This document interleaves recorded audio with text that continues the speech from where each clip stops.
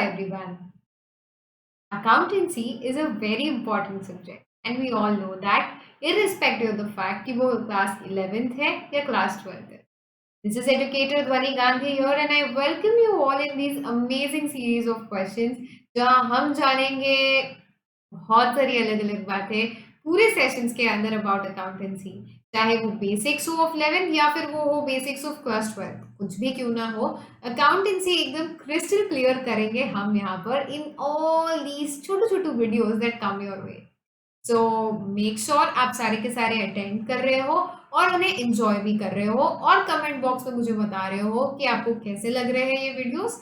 And if you haven't subscribed to the channel yet, do that right now. Press on the notifications so that आपको सारे sessions यहाँ पर दिख पाए।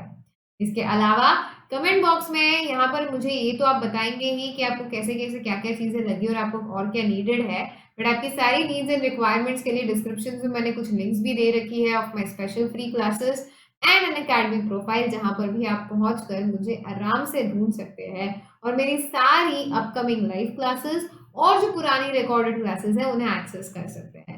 तो विदाउट किसी देरी चलिए चैट करते हैं और देखते हैं यहाँ पर।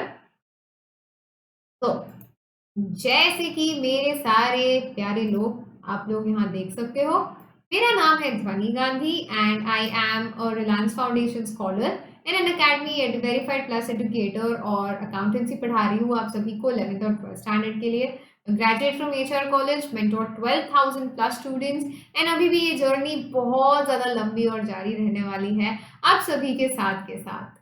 इसमें इम्पॉर्टेंट बातें ये है कि अगर आप लोगों ने अब तक जो है मुझे अनअकैडमी पर फॉलो नहीं करा है, तो जैसे मैंने बोला लिंक जो है आपकी डिस्क्रिप्शन वाली, उसमें आप सभी के लिए मैंने बहुत प्यार से आपको दे रखी है अनअकैडमी वाली लिंक, तो आप प्लीज़ वहाँ पर जाए और फॉलो करें ताकि आपको सारे नोटिफिकेशन आ जाए। इसके अलावा टू ऑल ऑफ यू, ये जो आप कोर्सेज यहाँ पर देख रहे हैं, ये सारे प्यारे प्यारे छोटे छोटे कोर्सेज जो है आप लोगों के लिए डिज़ाइन करे गए हैं।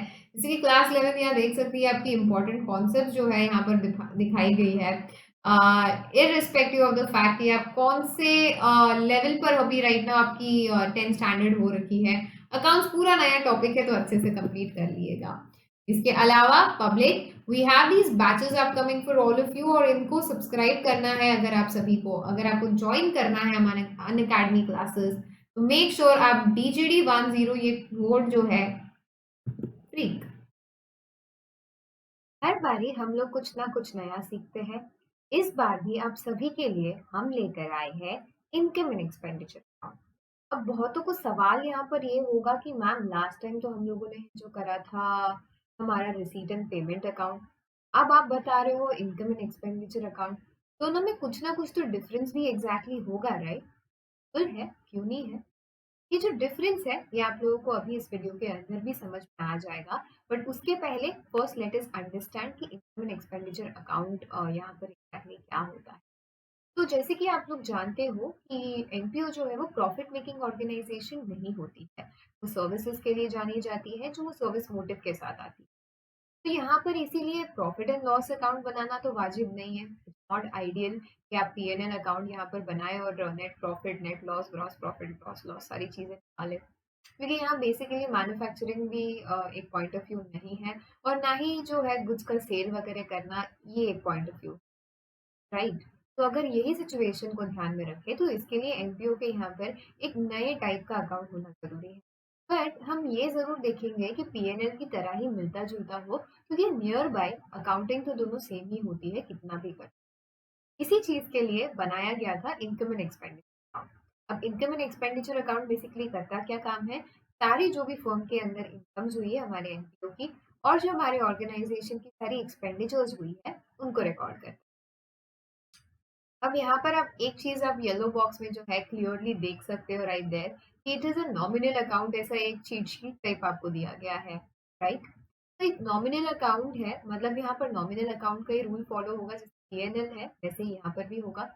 एंड नॉमिनल अकाउंट का रूल ये था, debit all expenses and losses, credit all incomes and gains. तो बस यही आपको फॉलो करना है, डेबिट सारे एक्सपेंसेस करने हैं, तो एक्सपेंडिचर अकाउंट जो है आपका आएगा डेबिट साइड के यहाँ पर, और आपका जो इनकम अकाउंट है क्योंकि वो क्रेडिट आइटम्स पे है तो क्रेडिट साइड में ये आ जाएगा। यहाँ पर देखते हैं कि प्रॉफिट या लॉस की जगह यानी बैलेंसिंग फिगर जो आप लोग का आता है नेट प्रॉफिट नेट लॉस, अब उसकी जगह कुछ ना कुछ तो और इन्होंने रिप्लेस करना पड़ेगा क्योंकि अभी ऑलमोस्ट पीएनएल को फुली रिप्लेस करा जा रहा है। तो प्रॉफिट और लॉस ये वर्ड ही ना हो, इसी के लिए ये सारा तामझाम हुआ था यहाँ पर। तो यहाँ इट इज क्लियरली सेड कि इनकम एंड एक्सपेंडिचर ये आपके दो पैरामीटर्स है। पीएनएल में भी आप यही करते थे, अगर डेबिट ज्यादा है क्रेडिट कम है तो लॉस आ जाएगा, क्रेडिट ज्यादा है डेबिट कम है तो डेबिट बैलेंस भरपाई करने के लिए वहां प्रॉफिट आ जाएगा। यहाँ भी very same kind of thing है और आसान है इनफैक्ट। यहाँ कहा जाता है कि अगर आपकी इनकम यानी कि आपकी क्रेडिट साइड अगर ज्यादा है और आपकी एक्सपेंसेस यानी कि आपकी डेबिट साइड जो है वो कम है तो आपको आ जाएगा सरप्लस। ठीक है, तो सरप्लस का मीनिंग क्या है? Excess of income over expenditure. जब भी आप एक इकोनॉमिक्स में आपने बजट के अंदर भी देखा होगा सरप्लस बजट डेफिसिट बजट, उसमें भी यही चीज आप फॉलो करते हो कि अगर इनकम ज्यादा है एक्सपेंसेस कम है तो यहाँ पर जो है आपका सरप्लस बन रहा है। And on the other hand अगर दूसरे साइड में हम बात करें एक्सपेंडिचर की, तो अगर एक्सपेंडिचर आपका काफी ज्यादा है पर इनकम उतनी नहीं आ रही है आपके ऑर्गेनाइजेशन को, तो उसे हम बुला देंगे डेफिसिट बैलेंस। अब ये जो दोनों ही बैलेंस है आपके सरप्लस एंड डेफिसिट्स, दोनों के दोनों जैसे नेट प्रॉफिट या नेट लॉस जो है आपके कैपिटल अकाउंट में ट्रांसफर होता है, ये दोनों भी कैपिटल फंड में ट्रांसफर होता है। अब कैपिटल फंड एग्जैक्टली क्या क्या चीजें होती है उसके अंदर वो हम जब बैलेंस शीट करेंगे नेक्स्ट वीडियो के अंदर तब देखेंगे। और इसके पहले वाले रिसीट एंड पेमेंट, जिस रिसीट एंड पेमेंट के मेन बेस से ही ये जो income and expenditure and balance sheet बनते हैं, अगर आपने आरएनपी वाला वीडियो नहीं देखा हो तो आप पहले वो भी देख लेना ताकि आपको जो है आईएनई और बैलेंस शीट में आज कोई दिक्कत नहीं है। अब इसके बाद मैंने दोनों जो है रेड बॉक्सेस कवर कर लिए, आपके येलो बॉक्स भी कवर कर लिया। अगला आइटम यहाँ पर जो होता है आप लोगों के अंदर वो ये है कि it is prepared on accrual basis. अब अक्रूवल बेसिस यानी कि क्या? जैसे आपने देखा रिसीट एंड पेमेंट अकाउंट जो है पुराना वाला वो आपके कैश बेसिस के एंड पर बनता है, यानी कि कैश अगर अंदर आई तो आपने रिकॉर्ड कर ली, कैश अगर बाहर जा रही है तो आपने पेमेंट के तौर पर रिकॉर्ड कर लिया। हाँ, ये रिसीट एंड पेमेंट के चक्कर में आप ये बिल्कुल नहीं देखते कि वो किस साल के रिलेटेड है, या आप ये भी नहीं देखते कि क्या ये एक्चुअली मेरी इनकम है, क्या ये मेरा सच्ची में वाकई में इसी साल का एक्सपेंडिचर है, क्या ये पहले का है बाद में का है, आप कोई चीज नहीं देखते। तो रिसीट एंड पेमेंट जो है वो एक कैश बुक की समरी टाइप चल जाता है, पर इनकम एंड एक्सपेंडिचर में आप कैश बेसिस जो है वो फॉलो नहीं कर सकते। आपको रेगुलर हमारा जो अक्रूवल बेसिस है डबल एंट्री का वही फॉलो करना। तो अक्रूवल बेसिस में होता क्या है आप लोगों का बेसिकली, जो भी इस करंट पीरियड के रिलेटेड आइटम्स है सिर्फ वही रिकॉर्ड होंगे। आपके कोई भी पुराने वाले यानी कि प्रीवियस ईयर वाले आइटम्स और जो नेक्स्ट ईयर वाले आइटम्स है वो रिकॉर्ड नहीं करे जाएंगे। अगर डायरेक्टली दिए गए हैं तो आप उन्हें इंक्लूड ही नहीं करोगे। अगर कोई फिगर के अंदर मिक्स्ड है यानी जैसे सब्सक्रिप्शन आ जाता है, कई बार एक इनकम होती है आपकी, अब ये सब्सक्रिप्शन के अंदर अगर उन्होंने मिक्स कर दिया है पिछले साल का आउटस्टैंडिंग या फिर अगले साल के लिए जो आपको एडवांस मिला हुआ है वो, तो आप उन दोनों को माइनस कर दोगे। बट हाँ, आप ये भी यहाँ देखते हो कि अक्रूवल बेसिस में आपको सिर्फ माइनस नहीं करना है, कोई आपकी इस साल की ऐसी आइटम जो आपको ना मिले, क्योंकि कैश बेसिस ये नहीं देखता कि हाँ मेरी सैलरी आउटस्टैंडिंग है तो हम जो है इस आउटस्टैंडिंग सैलरी के लिए एक बना दे वहां पर बता दे कि हाँ भाई ये आनी है करके। It's not dealing with that. But income and expenditure account बोलता है कि नहीं, आपको उसे भी बताना पड़ेगा। तो जब आप ये बात करते हैं इनकम एंड एक्सपेंडिचर अकाउंट के बारे में, तो आपको ये ध्यान रखना पड़ेगा केयरफुली कि लेट्स से इस साल के लिए आपकी कोई इनकम आ रही है, ठीक है, मतलब वो आनी तो चाहिए थी पर नहीं है, तो यानी कि ये हो गई करंट ईयर आउटस्टैंडिंग, तो उसमें आपको ऐड करना है। इसके बाद में प्रीवियस ईयर में आपको करंट ईयर के लिए कोई अमाउंट मिल गई वो पहले ही एडवांस, तो वो पिछले साल आपने एडवांस करके ट्रीट करके वहां से माइनस कर दिया तो उसको भगा दिया था वहां से, तो इस साल तो आपको उसे इंक्लूड करना पड़ेगा, राइट? तो आप उसे ऐड कर लोगे। तो ये ऐसी चार चीजें होती है जो जनरली आपको इनकम्स एंड एक्सपेंडिचर्स दोनों में ध्यान रखनी पड़ती है एज एन एडजस्टमेंट आती है। अभी थोड़े ही टाइम में हम इनकम एंड एक्सपेंडिचर का जो है हम ये भी देखेंगे पूरा फॉर्मेट, तो उस फॉर्मेट के जरिए आपको चीजें जो है और बेटर क्लियर हो जाएगी। मैं आपको 1 2 3 4 करके उन्हें लाइन आउट कर देती। अब ये साइड आपने पूरा देख लिया। इसके बाद में एक और आइटम यहाँ पर आप लोगों को ध्यान में रखना है कि पीएनएल में जैसे आप केवल जो है इस साल के रिलेटेड इनकम्स एंड एक्सपेंसेस को रिकॉर्ड करते हो और उन्हीं को करते हो जो रेवेन्यू नेचर में। रेवेन्यू नेचर यानी जो रिकरिंग है, यानी जो बार बार होने वाले हैं, या जो बहुत छोटे अमाउंट के हैं, माने यानी उनका हम एसेट नहीं बना सकते, हम उन्हें जो है ज्यादा तवज्जो नहीं दे सकते। तो फॉर एग्जाम्पल जैसे रेवेन्यू के अंदर आपका इलेक्ट्रिसिटी एक्सपेंसेस आ गया, तो ये इलेक्ट्रिसिटी बिल जो है आप बार बार पे करते रहते हो, उसका बेनिफिट भी आपको जब आप पे करो तभी मिलेगा। उसके 4-5 साल तक कंटिन्यूड बेनिफिट्स नहीं मिलेंगे। On the other hand let's say आपका एक लैपटॉप है, पीसी है, तो उसे आप 1 साल तक यूज नहीं करने वाले हो, आप उसे लॉन्ग टर्म यूज करोगे। तकरीबन मिनिमम 4-5 साल यूज, मिनिमम तो नहीं होता, मैक्सिमम हो जाता है आजकल में। तो एक्चुअली आप एक एटलीस्ट एक रफ फिगर ले सकते हैं कि 4-5 साल के रेंज में जो है आप उसे पक्का देखोगे, आप यूज करो। तो क्योंकि ये अब आप लोगों का जो है एसेट बन जाती है यहाँ पर, तो ये कैपिटल नेचर्ड आइटम है जो आपने 11th स्टैंडर्ड में ये चीजों को पढ़ी थी, but I am just elaborating again, ताकि अगर कोई बच्चे ने 11th अच्छे से नहीं करी हो तो उन लोगों के लिए भी यहाँ पर कोई दिक्कत नहीं है। तो ये रेवेन्यू एंड कैपिटल के इसमें हमने देखा कि कैश बुक जो है अपनी, और उसी की तरह सेम लाइंस पे चलने वाली हमारी रिसीट एंड पेमेंट अकाउंट जो है, वो बिल्कुल भी इस चीज के अंदर जो है डिस्टिंक्शन नहीं करता है। उसे नहीं मैटर करता है कि आपका फर्नीचर आया, कंप्यूटर आया, लैपटॉप आया, या आपने जो है एक सादा छोटा सा पेन लाया। उस सब चीज को जो है रिकॉर्ड करता है। जस्ट आपने या तो कैश देना है या बैंक से मनी देना है या लेना है, दोनों में से एक कुछ भी कर रहे हो, it is recording. But income and expenditure account जो है पीएनएल की तरह ही बहुत स्पेसिफिक है, क्योंकि एक नॉमिनल अकाउंट है। तो यहाँ पर किसी भी टाइप के रियल एसेट्स को या फिर जो आइटम्स जो रिकरिंग नेचर नहीं है, सिर्फ वन टाइम आपको मिल रही है, एंड अच्छी खासी बड़ी अमाउंट भी हो यहाँ पर, तो ये सारी जो है हमारी आईएनई अकाउंट नहीं लेता है। आईएनई अकाउंट यानी income and expenditure account in चीजों को नहीं ट्रीट करेगा। कुछ जो सिर्फ आपकी रेवेन्यू आइटम्स है उन्हें ही देखेंगे। अब पॉइंट वाइज देखते हैं यहाँ पर कि it is a summary of all the income and expenditures for the accounting year. तो इस अकाउंटिंग पीरियड में जितने भी हमारे इनकम हुई है, एक्सपेंसेस हुए, यहाँ पर इनकम्स एंड एक्सपेंस यानी अक्रूवल बेसिस पे, ठीक है, ना कि हमने कितना मिला या कितना गया उसके बेसिस पर हमारी एक्चुअली हमारा इस साल में कितना हक है इन चीजों पर, उस अकॉर्डिंगली आपका जितना इनकम हुआ वो और कितना एक्सपेंडिचर हुआ ये यहाँ पर कंसिडर। इसके बाद में अगला पॉइंट आता है कि it is just like your PNL account जो आप बिजनेस ऑर्गेनाइजेशन के लिए जो यूज करते हो। अब एनपीओ हमारा बिजनेस ऑर्गेनाइजेशन नहीं है, एनपीओ जो है एक चैरिटी ओरिएंटेड इंस्टीट्यूशन है, की वजह से यहाँ पर जो है आप पीएनएल अकाउंट नहीं बनाते, उसकी जगह पर आईएनई बना लेते। अब ये जो है वही पर्पस सर्व करता है जैसे कि पीएनएल करता है, तो ऑलमोस्ट ये पीएनएल की तरह ही है। बस कुछ वर्ड्स इधर उधर है, डेप्रिसिएशन वगैरह सेम एज इट इज आप चार्ज करते हो। अब बिजनेस के अंदर कुछ चीजें होती है जैसे कि बैड डेट्स वगैरह होने वाले होते तो आपको प्रोविजन वगैरह बनानी। एनपीओ के अंदर बैड डेट्स के चांसेस बहुत रेयर है, क्योंकि यहाँ पर जो है कोई इनके डेटर होने के चांसेस ही नहीं है। जो मैक्सिमम होता है इनका डेटर टाइप में अगर बोले, तो खाली जो सब्सक्रिप्शन उनको नहीं मिला है वही चीज हो जाती है। तो सब्सक्रिप्शन तो ऑलरेडी अपने जगह पर ही अपने अलग से एलिमेंट से वो डील हो रही है। तो यहाँ डेटर्स वाला जो है प्रोविजन वगैरह उस चीज का कोई आई कैन से कनेक्शन नहीं बनता है। ठीक है?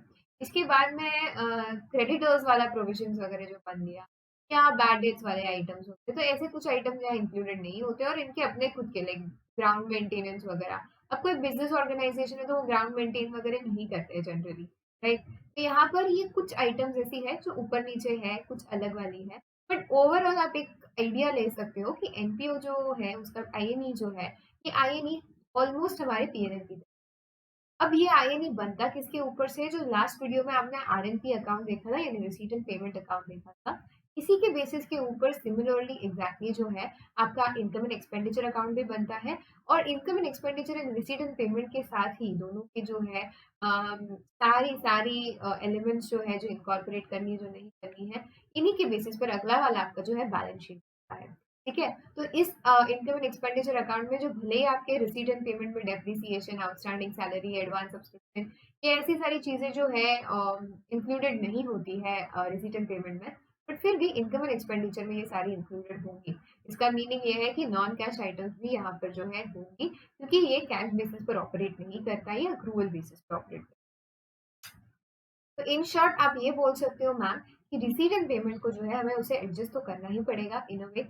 एडजस्ट क्यों करना पड़ेगा, क्योंकि reason is very simple. Cash basis वाले जो चलने वाले रिसीट एंड पेमेंट अकाउंट है, वो सारी चीजों को रिकॉर्ड कर लेता है। पर अभी आए नहीं स्टेज पर आकर आपको ये देखना है कि चीजों को अननेसेसरीली रिकॉर्ड किया है जो हम यहाँ इंक्लूड नहीं कर सकते, तो आपको पहले उन्हें हटा देना है। और आपको उन चीजों को भी ऐड करना है जो रिसीट एंड पेमेंट ने यहाँ पर इंक्लूड नहीं किया था। जिन नॉन कैश आइटम्स को रिसीट एंड पेमेंट जो है नहीं देख रहा है, इग्नोर कर रहा है, उन चीजों को आपको यहाँ पर भी इनकॉर्पोरेट करना पड़ेगा। अब यहाँ तक हमने इनकम एंड एक्सपेंडिचर अकाउंट की तो बात कर ही ली थी। तो अब एक बार देख लेते हैं कि इसका एग्जैक्ट फॉर्मेट कैसा होता है, ये पक्का डेफिनेटली बनाया कैसे जाता है और इसके अंदर कौन सी ऐसी एलिमेंट्स है जो इंक्लूसिव हो सकती है। तो जैसे कि आप सबसे पहले इनकम साइड के यहाँ पर देख सकते हैं, तो जैसे मैंने बोला था सब्सक्रिप्शन आपका सबसे बड़ा आइटम होता है। सबसे बड़ी एडजस्टमेंट्स भी जो है अतरंगी वाली सब यहाँ यही इनकम अकाउंट से ही आती है, ठीक है। ये सब्सक्रिप्शन वाला जो है साइड, इसके अंदर अभी उन्होंने क्या बोला कि सब्सक्रिप्शन रिसीव, तो ये अमाउंट जो है आप कहाँ से लोगे, सीधा आपके रिसीट एंड पेमेंट में जो बाहर के कॉलम में अमाउंट है, आप वो वाली अमाउंट ले लोगे यहाँ पर। अब ये अमाउंट लेने के बाद इसमें आप जो है सारे अभी अरियर्स, पहले आउटस्टैंडिंग वाला देख ले अगर पार्ट, तो जो इस साल के करंट ईयर के एंड के अंदर जो आउटस्टैंडिंग यानी कि आउटस्टैंडिंग सब्सक्रिप्शन होता है आपका, तो उस आउटस्टैंडिंग सब्सक्रिप्शन को यहाँ पर अरियर्स बोला जाता है। अरियर्स एंड आउटस्टैंडिंग, तो आउटस्टैंडिंग जनरली आप एक्सपेंसेस के लिए यूज करते हो टर्म, और अरियर्स वर्ड जो है जनरली आप इनकम वाले जो टर्म्स होते हैं आपके उनके लिए यूज करते हो। तो यहाँ पर सब्सक्रिप्शन है, इनकम है आपकी, तो इसके लिए इन्होंने अरियर वर्ड यूज कर लिया। आप आउटस्टैंडिंग भी करोगे तो कोई गलत नहीं बोलेगा, arrears is the standard word out.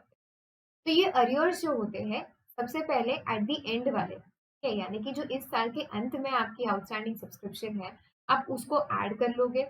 पिछले साल की जो ओपनिंग है हमारे इस साल के अंदर हमने आउटस्टैंडिंग बताई है, उसे आपने माइनस करना है, तो less arrears at the beginning भी हो जाएगा। तो आप देख लीजिए ऐड वाला एलिमेंट दिख रहा है आपको, लेस वाला एलिमेंट दिख रहा है। जो फर्स्ट नेगेटिव ब्रैकेट वाला एलिमेंट जो है वो अरियर्स एट द बिगिनिंग। तो दोनों आउटस्टैंडिंग की बातें कर ली, अरियर्स की बातें कर ली आपने।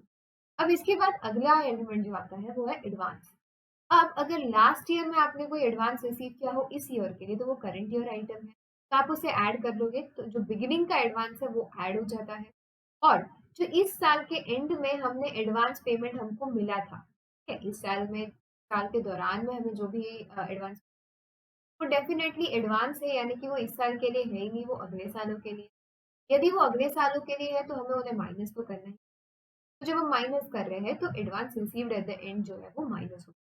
तो एक बार फिर से समझ लीजिए, सब्सक्रिप्शन अगर आप बात कर रहे हैं उसकी, तो जो आपका आउटस्टैंडिंग सब्सक्रिप्शन है एट द एंड वाला, एंड ऐड होगा, बिगिनिंग माइनस होगा। और एडवांस में उल्टा होता है, एडवांस में जो बिगिनिंग है आपका वो ऐड होता है और जो एंड है वो माइनस होता है। तो दोनों प्लस माइनसेस मैंने आपको बता दिए हैं, और इन इन इनमें ही सबसे ज्यादा कंफ्यूजन क्रिएट किया जाता है। पर आप कॉन्सेप्चुअली क्लियर हो, जब भी एग्जाम में आप कंफ्यूज हो जाओ कि अरे ये क्या है, नहीं है, मुझे समझ नहीं आ रहा, तो आप अपने आप को ना एग्जाम्पल बेसिस पर लेके चलो। अब ये ध्यान रखो कि अच्छा 31 17 यानी कि 17 मतलब पुराने साल में मिला था, तो आप 17 वाले साल में अगर आपको मिला है तो आप डेफिनेटली उसे जो है इस ईयर में इंक्लूड नहीं कर पाएंगे। और मिला है ऐसे अगर बोल रहे हैं, यानी अगर एडवांस है वो तो इस ईयर के लिए मिला है अगर हमें, तो हमें इस ईयर के वाले आइटम्स को प्लस करना है। अगर वो आइटम जो है या अगर वो पेमेंट जो है किसी पर्टिकुलर ईयर के लिए रिलेटेड है, इस साल के लिए नहीं, किसी पुराने या पिछले आगे पीछे साल के लिए रिलेटेड है, तो आपको उसे माइनस करना है। ये लॉजिक अगर लेके आप चलो तो आपकी चीजें बहुत आसान हो जाए। इसके बाद में डोनेशन, जब डोनेशंस भी जो है ना दो टाइप के होते हैं आपके, एक तो होते हैं जनरल डोनेशन, एक होते हैं स्पेसिफिक। अगर आपकी जनरल डोनेशन है यानी वहां कुछ भी मेंशन नहीं है कि आपको जो है ये डोनेशन इस पर्टिकुलर रीजन के लिए यूज करने हैं, या आपको जो है ये पर्टिकुलर बिल्डिंग बनानी है, या आपको कंप्यूटर लैब्स बनाने हैं, तो ये चीज अगर यहाँ स्पेसिफाई नहीं करी गई है, तो आपने बहुत प्यार से बहुत आसानी से इन डोनेशंस को जो है इनकम के अंदर डाला। अगर ये स्पेसिफिक पर्पस वाले डोनेशन है, यानी किसी स्पेशल कारणवश इन्होंने ये डोनेशन दिया हो किसी ने आपको, तो आप उसे अपनी इनकम नहीं ट्रीट कर सकते। एक तरीके से ये आपकी लाइबिलिटी हो गई कि उन्होंने जिस चीज के लिए दिया है हमको, उस चीज के लिए हमें जो है वो चीज ही में ही इस्तेमाल करनी। तो एक तरीके से अगर लेट्स से बिल्डिंग के लिए दिया गया है, ये आपकी लाइबिलिटी बन जाती है कि आपको भी वो बिल्डिंग बनानी पड़ेगी क्योंकि उसके लिए डोनेशन मिला है आपको। तो एक तरीके से आपकी लाइबिलिटी हो गई, तो ये बैलेंस शीट के अंदर चला जाएगा जो स्पेसिफिक पर्पज वाला होगा, जिसमें स्पेसिफाई किया होगा क्वेश्चन में कि इस रीजन के लिए है। अगर कोई रीजन ही नहीं दिया है तो आप उसे बोलते हो जनरल डोनेशन।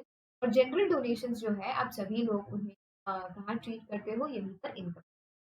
अब यहाँ से बढ़ते हैं आगे, हम लोग आगे वाले पॉइंट में यहाँ पर बताया जाता है तो कि डिविडेंड इंटरेस्ट।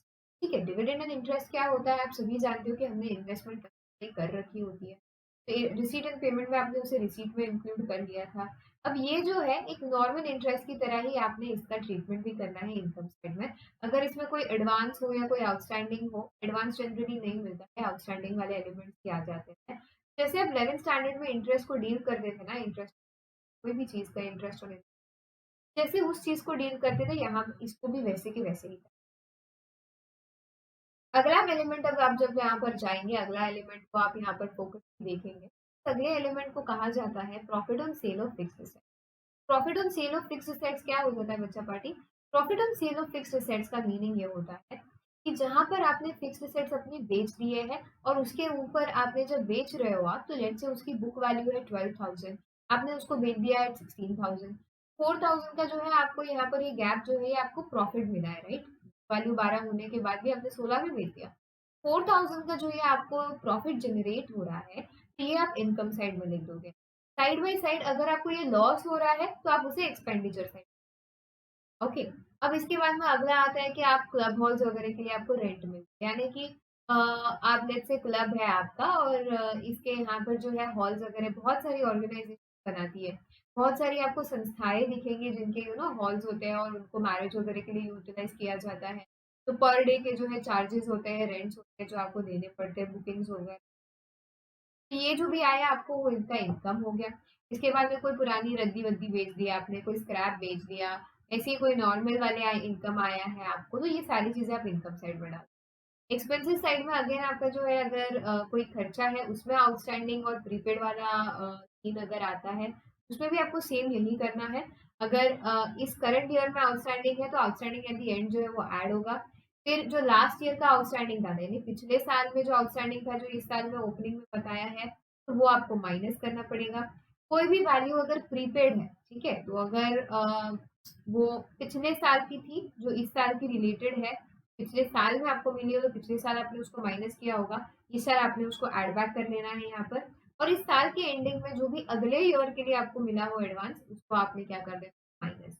इसके बाद में कंज्यूमेबल्स वाला जो है एक बहुत इंपॉर्टेंट एडजस्टमेंट आ जाता है आप लोगों को। अब मैं आपको बताती हूँ कि कंज्यूमेबल्स को जो है आप लोगों को एग्जैक्टली कैसे डील करना।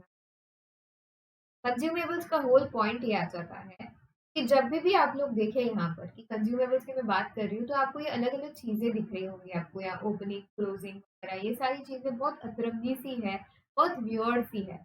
इसके लिए जो है मैं आप लोगों के लिए सेपरेट सेशन लेकर आऊंगी और मैं आपको बताऊंगी कि यहाँ पर इनकी ट्रीटमेंट जो है वो पूरी की पूरी कैसे करनी है। स्टार्ट टू एंड बताऊंगी कि एक एक एलिमेंट को आपको कैसे लेना है, क्योंकि ये जो आप यहाँ पर सीक्वेंस देख रहे हो ना, add minus add minus add minus का, ये काफी दफा आपको बहुत ज्यादा है ना कंफ्यूज कर सकता है और आपको समझ ही नहीं आएगा कि मैम मैं ऐड क्या कर रहा हूँ, मैं माइनस क्या कर रही हूँ, कुछ भी नहीं है अंडरस्टैंड होता उसके। वाई? क्योंकि वो इतना क्लमजी हो जाता है, इतनी सारी चीजों को आपने वहां मिक्स कर दिया है, क्रेडिटर्स वगैरह परचेज सारे एलिमेंट्स को ऊपर नीचे मिक्स हो जाता है इसके अंदर। तो अगर आप ऐसे कोई बच्चे हो जिसको accounts is not that kind of a love for you, आपको ज्यादा प्यार नहीं है अकाउंट से, जैसे तैसे आपकी नैया जो है गड्डी चल रही है, प्लीज मुझे कमेंट बॉक्स में बताइएगा कि if you want this particular different session on this, कि जिसमें मैं आपको बहुत प्यार से पूरी की पूरी एलिमेंट्स वहां पर समझा पाऊँ, और मैं एक आपको है ना इसके लिए शॉर्ट ट्रिक भी बता पाऊँ कि कैसे आप एक अकाउंट बना के और एक प्लस माइनस वाला जोन बना के इन दोनों चीजों की जुगलबंदी से जो है आप इस वाले सम को बहुत बेहतरीन तरीके से सॉल्व कर सकते हो, इस पूरे चंक, इस पूरे पार्ट को। ठीक है, तो ऐसा होगा कि फिर है ना बाद में आपको जो है अगर आप अकाउंट बना लोगे ना बैकग्राउंड के अंदर, तो यहाँ की एलिमेंट जो है ना वो आधी हो जाएंगे। ठीक है, लिटरली आधी भी नहीं बचेंगे। आपको सिर्फ ओपनिंग क्लोजिंग इतना ही ध्यान में रखना पड़ेगा, बाकी सारी चीजें तो आपने वर्किंग के अकाउंट के अंदर ही बना ली, और वो अकाउंट भी छोटा सा ही होगा, like let's say around 4-5 lines का ही होगा, उससे ज्यादा कुछ भी।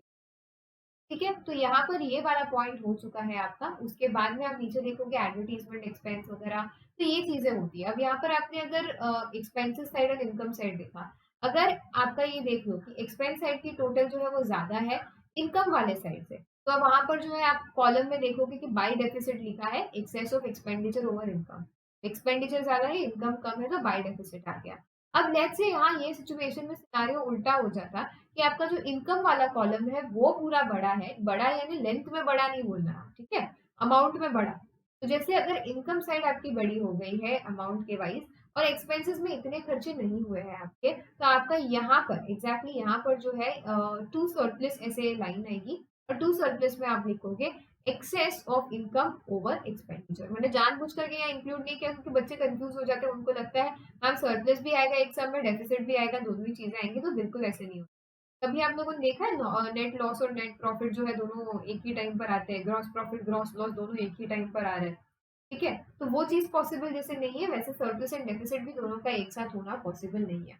अब यहाँ से ये जो सरप्लस है, ये डेफिसिट है, ये दोनों कहाँ जाते हैं कैपिटल फंड के अंदर। ट्रीटमेंट इनका ऐसा होता है कि सरप्लस जो है वो ऐड हो जाता है, डेफिसिट वो माइनस हो जाता है।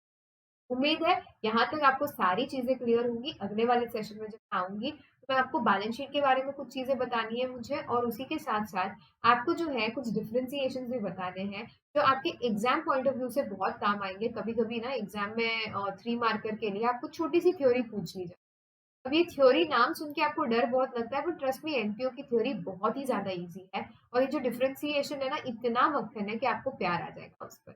ऑल राइट देन, तो इसी के साथ प्लीज जैसे कि मैंने बोला आप कमेंट बॉक्स में भी मुझे बताइए कि आपको जो है ये वाला पर्टिकुलर एडजस्टमेंट जो है तो लोगों की है ना यहाँ पर होश उड़ जाता है। एक बार सब्सक्रिप्शन हो जाता है, पर ये वाले item and trust me CBSE का ट्रैक रिकॉर्ड रहा है कि एक साल अगर जनरली सब्सक्रिप्शन आता है या कुछ पेपर्स में अगर ऐसे, क्योंकि आपको पता होगा सीबीएसई के अलग अलग सेट्स होते हैं, तो दिल्ली वाले सेट्स, आउटसाइड दिल्ली वाले सेट्स, तो दिल्ली में भी 3, आउटसाइड दिल्ली में भी 3, तो इतनी सारी ये जो सेट्स होते हैं ना आप लोगों के, इन सेट्स के अंदर है ना अगर अलग अलग भी आप देखें, एक सब्सक्रिप्शन वाला अगर हो आपको 3 मार्क्स का, तो एक आपका हो सकता है यहाँ पर ये ओपनिंग क्लोजिंग स्टॉक वाला आइटम। तो यहाँ पर कंज्यूमेबल और सब्सक्रिप्शन ये दो ऐसी चीज है, जो मोस्ट वांटेड चीज है एमपीओ के अंदर 3 मार्क के क्वेश्चन के।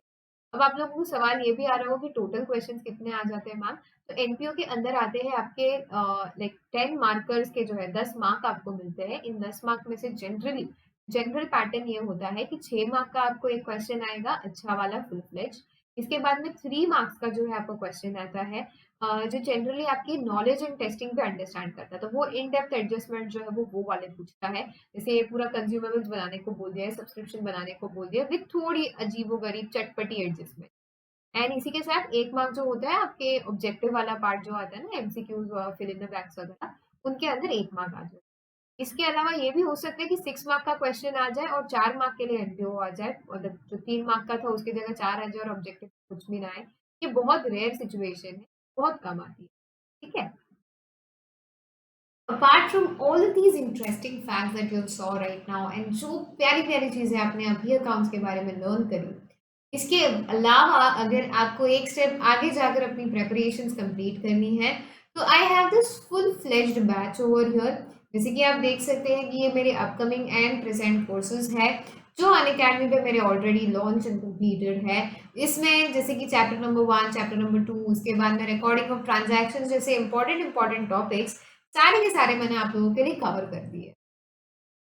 For all my class 11 students, आपकी क्लासेस होती है Monday Wednesday Friday 6 o'clock to 7 o'clock, और ये आपको बस बहुत ही छोटे से कॉस्ट पे पड़ेगा। जैसे आप देख सकते हो, जब आप लेते हो एक सब्सक्रिप्शन तो आपको मिलते हैं सारे फैकल्टीज के सारे सब्जेक्ट्स की एक्सेस। ना सिर्फ ये फैकल्टीज जो यहाँ पर आपको रिस्पेक्टिवली सब्जेक्ट्स के लिए दिख रही है, बट जो हमारी other faculties of top educators all over from India, सब आपको आपके ही घर पे बैठ के पढ़ाएंगे। अनलिमिटेड एक्सेस, आप जितनी बारी कोर्सेज देखना है देख सकते हो। रेगुलर डाउट क्लियरिंग सेशंस होंगे आप सभी के लिए। पूरा सिलेबस जो है कवर कराया जाएगा multiple number of times revision के साथ। इसके अलावा आपको मेंटरशिप एंड गाइडेंस भी मिलेगी आपके एक्सपर्ट फैकल्टीज की। पूरा स्टडी मटेरियल और हैंड रिटन नोट्स मिलेंगे इन्हीं प्यारे टीचर्स के। आपके लिए होगी subjective and objective practice test series, live test series and बहुत सारे मल्टीपल बैचेस जिसमें आप अपनी स्टडीज को रेगुलेट भी कर सकते हो। Everything at a very very छोटू सा कॉस्ट। इसमें आपको क्या करना है, आपको कोई भी, अगर आपको प्लस सब्सक्रिप्शन चाहिए तो इनमें से कोई भी प्लान उठा लेना है। ट्राई करें कि बड़ा प्लान उठाए ताकि डिस्काउंट ज्यादा मिले, और ज्यादा डिस्काउंट के लिए आपको यूज करना है डीजीडी यानी कि ध्वनि गांधी दी और LIVE लाइव, ये कोड। इस कोड से आप लोगों को मिल जाएगा 10% discount and you will also be a part of our exclusive Telegram group. Okay, तो जो ये टेलीग्राम ग्रुप ध्वनि 5 आपको दिख रहा है ना, ध्वनि 5 नहीं, 25, मतलब कि ध्वनि फॉर यू। तो इस पे भी फटाक से आप लोग ज्वाइन हो जाइएगा, और ये चैनल के थ्रू आप मुझे कांटेक्ट भी कर सकते हो। एंड अगर आपको कोई भी सवाल हो रिलेटिंग टू सब्सक्रिप्शन, आप वही मुझे बता सकते हो या पूछ सकते हो। इसके अलावा we also have the Unacademy iconic subscription, जहां में प्लस के सारे फीचर्स तो आपको मिलेंगे ही मिलेंगे, बट इसके अलावा आपको एडिशनल फीचर्स भी मिलेंगे, जैसे कि एक पर्सनल मेंटर होगा आपके लिए, जो आपको 24/7 आपके लिए अवेलेबल रहेंगे डाउट सॉल्विंग के लिए आपके। वो आपको गाइडेंस भी देंगे, कहीं पर भी अगर समझो नैया अटक जाए तो आपकी हाथ पकड़ के आपको वहां लेकर जाएंगे आगे। वीकली रिपोर्ट्स देते हैं आपको, ताकि आपको ये भी पता चले कि कितनी क्लासेस अटेंड करी, क्या क्या रह गया, क्या क्या छूट गया, परफॉर्मेंस कैसे रहा, क्विजेज एंड टेस्ट कैसे दिए हमने। इसके अलावा जिन बच्चों को पेरेंट्स का इश्यूज है कि बस मम्मी पापा को कोई समझा ले, तो उसके लिए भी पेरेंट कनेक्ट ऑर्गेनाइज किया जाता है और उनके सारे सवालों के जवाब दिए जाते हैं, उनकी सारी समस्याओं की चिंताएं जो है हल करी जाती है, और पेरेंट्स को भी एक क्लियर व्यू पॉइंट मिलता है कि उनका बच्चा कितने अच्छे से प्रोग्रेस कर रहा है हमारे साथ। इसके अलावा आपकी कहीं कोई कमी ना रह जाए, इसके लिए आपको स्टडी प्लानर्स भी दिए जाते हैं, जिसमें आपका पूरा टाइम टेबल सेट हो जाएगा। अब ये सारी चीजें थोड़ी से एक्स्ट्रा और कॉस्ट के साथ आपको मिलेगी, तो you all can again go for DGD live. ये कोड आप यूज करोगे तो ये कॉस्ट भी आपका कम हो जाएगा। इससे आपको मिलेगा 10% discount on these iconic subscriptions also. तो जैसे आप देख सकते हो 12 महीने के लिए आपको 25,200 पे पड़ रहा है, यानी कि सिर्फ 2100 रुपये पर महीने है। और अगर आप आगे जाए और 24 मंथ्स के लिए भी ट्राई करें तो 1800 पर मंथ में ही आपको पड़ता है।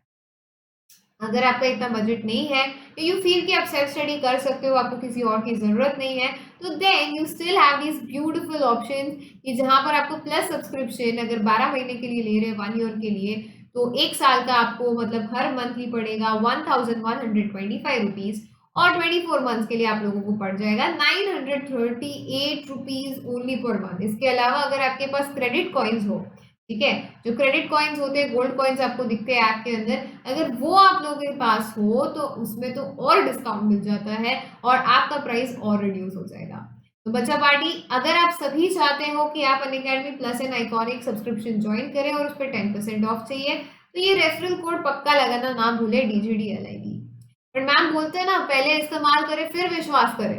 तो हम कॉमर्स के बच्चे हैं या लेट्स से हम ह्यूमैनिटी साइंस या कोई भी जगह के बच्चे हैं, पहले हम कैसे ऐसे ही ट्रस्ट कर ले अपने मनी के साथ। तो अगर if you all want to first try Unacademy, एक डेमो सेशंस वगैरह आपको देखने हैं, तो बहुत सारे फ्री सेशंस भी वहां अवेलेबल है सारे एडुकेटर्स के। तो आपको करना क्या है, सिर्फ अनअकैडमी ऐप को डाउनलोड करना है, सारे अमेजिंग अमेजिंग फ्री फीचर्स जो है, जैसे कि क्विजेस वगैरह, जहाँ पर जो लाइव क्विजेस होते हैं, इसके बाद में स्पेशल क्लासेस होती है, मेरी भी है कई सारी, आप मतलब जो प्लेटफॉर्म पे मेरे प्रोफाइल पर जाकर चेक कर सकते हैं, उन सबको अनलॉक करने के लिए भी एब्सोल्युटली फ्री ऑफ कॉस्ट। हाँ, पूरे अनअकैडमी पर भी कहीं पर भी जो जो सारा फ्री कंटेंट है उसको अनलॉक करने के लिए एकमात्र कोड जो आपको पूरा कंटेंट फ्री में बता पाए, उस चीज के लिए एक इनवाइट कोड मांगते हैं वो, कि भाई आप आ तो गए, आप अम्यूजमेंट पार्क में आ तो गए यहाँ पर, बट आपको डेफिनेटली पास तो चाहिए ना विजिटर्स वाला। तो that pass code for you all is DGDLIVE again. तो इसी से आपको जो है सारी फ्री क्लासेस अनलॉक भी हो जाएंगी। उसके बाद में अगर आपका मन करे कि हाँ मैम हमें तो सीरियसली डिसिप्लिन वे में पढ़ना है और पूरा सिलेबस कवर करना है एकदम हैसल फ्री, तो उसके बाद जाइएगा और अनअकैडमी का प्लस या आइकॉनिक सब्सक्रिप्शन जैसे आपको पसंद है, आपकी इच्छा और आपके पेरेंट्स के इच्छा एंड फाइनेंशियल कंडीशंस दोनों को अकॉर्डिंगली आप अपना डिसीजन जो है वो ले सकते हैं। All right then, see you Bacha Party real very soon, and I am sure to see you all live in the lectures. Thank you, tada and bye-bye.